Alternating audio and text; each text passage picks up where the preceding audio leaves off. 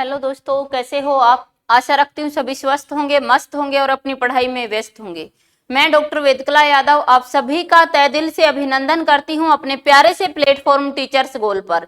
दोस्तों, जैसा आपको स्क्रीन पे दिखाई दे रहा है, यूजीसी नेट में जो रचनाएं हैं, जो व्याख्यायित रचनाएं हैं, यानी कि जिनकी व्याख्या लगाई हुई है, उन रचनाओं को लेकर एक मुहिम चलाई जा रही है। आप जानते हैं कि जो रचना हमारे पास यानी यूजीसी नेट की यूनिट 5th से 10th तक जो रचनाएं लगाई जा रही हैं, उन्हें संपूर्ण रचनाओं की व्याख्या आपको करवाई जा रही है और उन रचनाओं से बनने वाले जितने भी क्वेश्चन होते हैं, वो सभी क्वेश्चन भी आपको साथ साथ करवाए जा रहे हैं। ये क्लास आज रेवा तट की व्याख्या पहले करवा दी गई थी, पृथ्वीराज रासो का रेवा तट। आज उससे संबंधित बनने वाले क्वेश्चन लेकर आपके समक्ष आई हूं।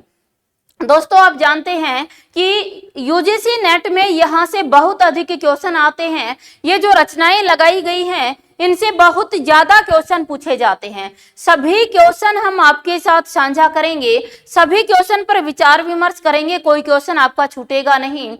ये क्लास आज आपकी ऐप पे इस YouTube पर दी जा रही है, चैनल पर दी जा रही है। इसी प्रकार से संपूर्ण रचनाओं की जो से बनने वाले जो क्वेश्चन हैं, इस क्लास के नीचे आपको ऐप का लिंक मिल जाएगा, वहां से जाकर आप उनका लाभ ले सकते हैं।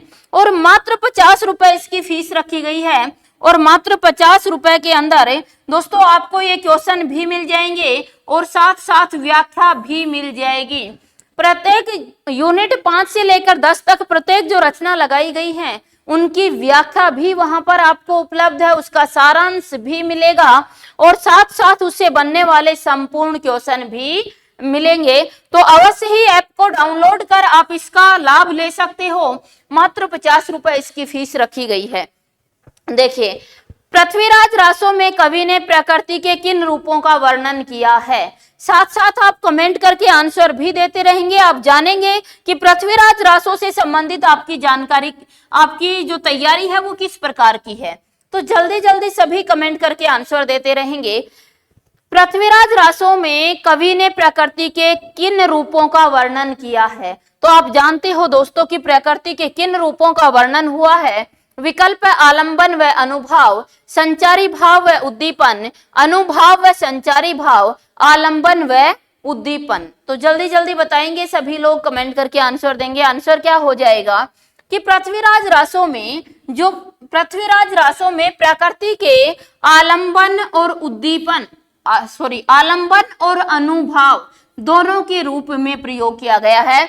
आलंबन व अनुभाव। आलंबन के अब 2 भाग होते हैं। जब हम रस के अवयव पढ़ते हैं तो वहां देखते हैं कि जो विभाव होता है, विभाव मानी कारण, जो हमारा रस उत्पन्न हो रहा है, रस का जो स्थायी भाव उत्पन्न हो रहा है, उसके कारण क्या कहलाते हैं, विभाव। और विभाव में 2 आते हैं, एक आलंबन और दूसरा जो आता है वो क्या आ जाता है, उद्दीपन। तो यहाँ आलंबन रूप को लिया गया, प्रकृति के आलंबन रूप और उसके अनुभाव रूप को सम्मिलित किया गया है। अगला क्वेश्चन है कि पृथ्वीराज रासो का प्राधान्य विषय क्या है। पृथ्वीराज रासो का प्रमुख विषय क्या है, इसका आंसर आपको देना था। तो जल्दी से कमेंट करके आंसर देंगे सभी लोग। वीर रस की प्रधानता, श्रृंगार रस की प्रधानता, प्रकृति का सूक्ष्म अवलोकन, युद्धों के दृश्य का वर्णन। आप देखते रहिए मेरे साथ, ऐसा मत समझिए कि ये केवल संपूर्ण पृथ्वीराज रासो से क्वेश्चन है, नहीं। जल्द ही आपके रेवा तट से भी बहुत सारे क्वेश्चन हम करने वाले हैं, तो बने रहिएगा अंत तक। और यदि आपकी तैयारी अच्छी है तो कमेंट करके आंसर अवश्य दीजिए। आप भी जान पाएंगे कि हम किस प्रकार की तैयारी कर रहे हैं। फिर कहते हैं कि मैम बहुत कठिन पेपर था। पेपर कठिन नहीं होता, हम उस लेवल की तैयारी नहीं करते हैं। उसे यूजीसी नेट के लिए हमारे पास मैटर नहीं होता है, अभाव मैटर का या फिर उचित मार्गदर्शक का होता है। पेपर कठिन नहीं होता कभी भी। तो जल्दी से बता दीजिएगा आंसर क्या रहेगा। पृथ्वीराज रासो का प्राधान्य विषय क्या है, वीर रस की प्रधानता, श्रृंगार रस की प्रधानता, प्रकृति का सूक्ष्म अवलोकन, युद्धों के दृश्य का वर्णन। प्रधान विषय क्या है, युद्धों के दृश्य का वर्णन यहाँ पर किया गया है। अगला है, पृथ्वीराज रासो में कुल कितने समय यानी सर्ग हैं। पृथ्वीराज रासों में जो सर्ग हैं उनको समय कहा जाता है दोस्तों, याद रखना, सर्ग नहीं कहा जाता, समय। कितने समय हैं जल्दी से बताइए, 72 समय, 69 समय, 60 समय या 27 समय? आंसर सभी जानते ही हो कि पृथ्वीराज रासों में 69 समय हैं। अगला क्वेश्चन है कि रेवा तट पृथ्वीराज रासों का कौन सा सर्ग है? पृथ्वीराज रासों में जो 69 सर्ग हैं, 69 सर्ग हैं, इनमें से रेवा तट जो हमारे यहाँ लगाया हुआ है वह कौन सा समय है? विकल्प है 22वां, 24वां, 25वां या 27वां। जल्दी जल्दी बता दे सभी, कौन सा सर्ग है? आंसर हो जाएगा दोस्तों डी, 27वां सर्ग है। अगला क्वेश्चन है, पृथ्वीराज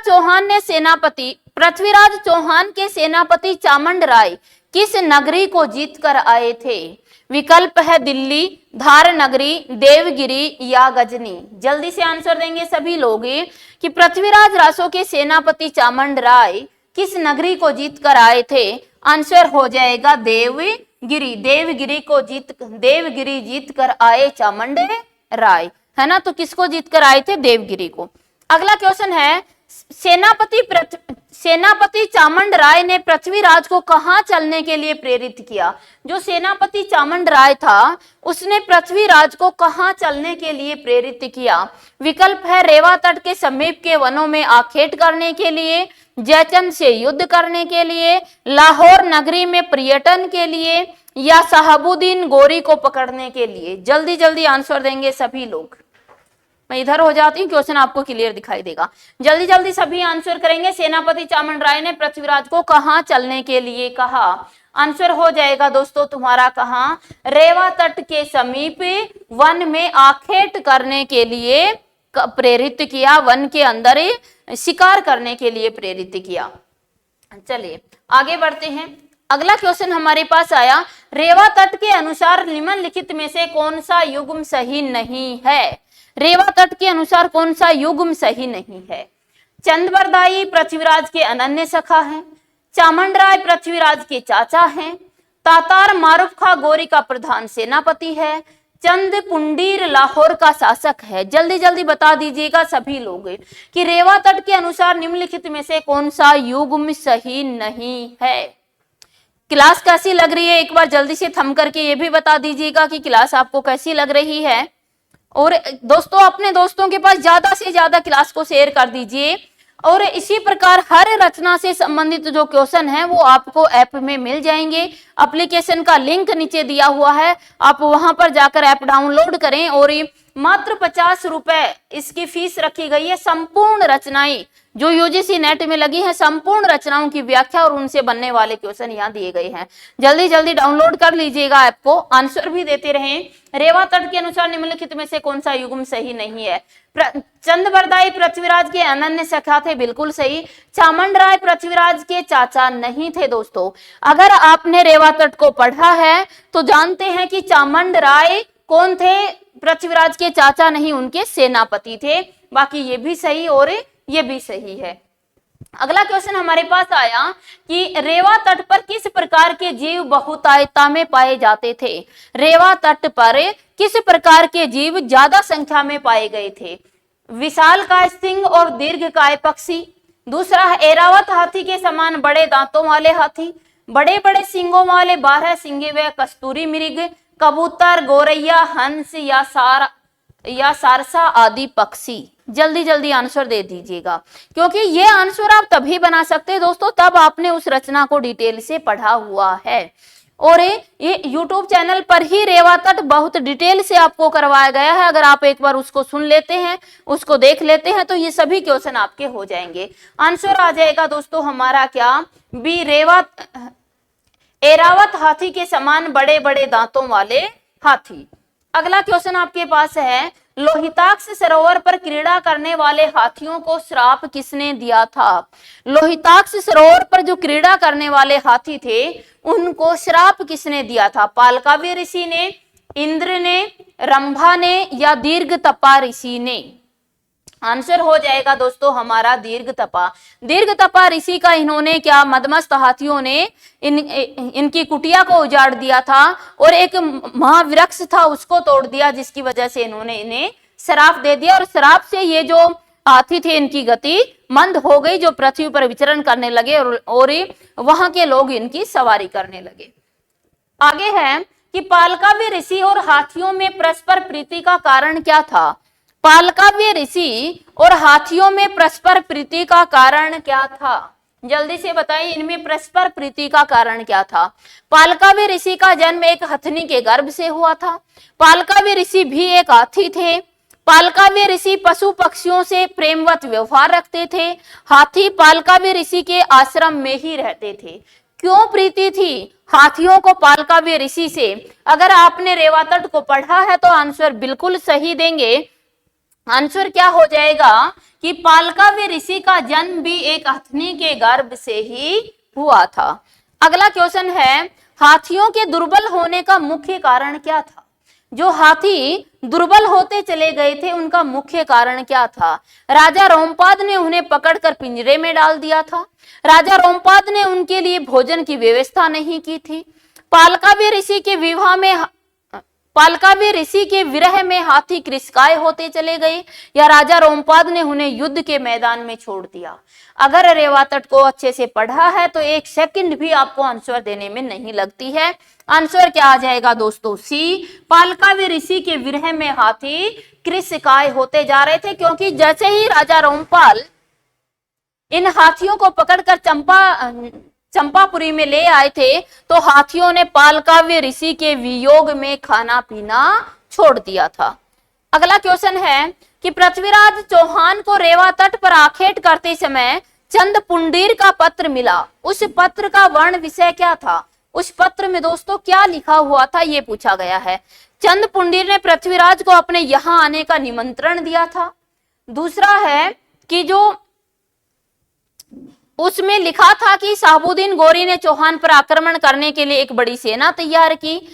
तीसरा है चंद पुंडीर पृथ्वीराज चौहान पर आक्रमण करना चाहता था। चंद पुंडीर नहीं चाहता था कि पृथ्वीराज रेवातट पर आखेट करने जाए। आंसर क्या होगा दोस्तों, आंसर हो जाएगा कि उसमें लिखा था कि शहाबुद्दीन गौरी ने चौहान पर आक्रमण करने के लिए एक बड़ी सेना तैयार कर ली थी।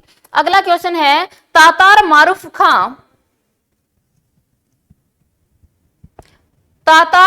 खां पृथ्वीराज रासो के अनुसार संभवतः कौन था। ये तातार मारूफ खां कौन था, जल्दी जल्दी बताइए। शहाबुद्दीन गौरी का अंगरक्षक, शहाबुद्दीन गौरी के दरबार में संरक्षण प्राप्त कवि, शहाबुद्दीन गौरी का प्रधान सेनापति, या शहाबुद्दीन गौरी का चाचा। जल्दी से बता दीजिएगा। आंसर हो जाएगा सी, शहाबुद्दीन गौरी का प्रधान सेनापति।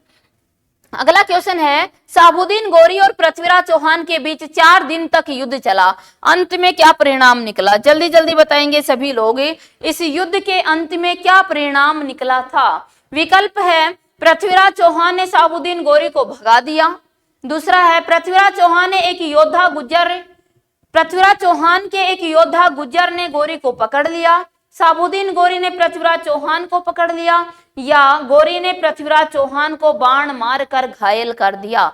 जल्दी से बताइए इस युद्ध का परिणाम क्या निकला, इसका रिजल्ट क्या निकला था। आंसर सभी जानते हो कि पृथ्वीराज चौहान के एक योद्धा गुज्जर जो राजा राम के वंशज कहलाते थे, उन्होंने गौरी को पकड़ लिया था। ये थे दोस्तों हमारे पृथ्वीराज रासो से संबंधित महत्वपूर्ण क्वेश्चन, और इसी प्रकार से अगली क्लास में हम अमीर खुसरो की मुकरियां और पहेलियों से संबंधित क्वेश्चन करेंगे और हर रचना के क्वेश्चन हम करते रहेंगे। दोस्तों ये सभी आपको ऐप पर मिल जाएंगे, इसलिए पुनः अनुरोध करना चाहते हैं कि ऐप को आप डाउनलोड अवश्य कर लीजिएगा। मात्र 50 रुपए के शुल्क में ये आपको संपूर्ण रचनाओं की व्याख्या और इनके क्वेश्चन मिल रहे हैं, तो अवश्य ही आप इसका लाभ उठाएं। जय हिंद, जय भारत।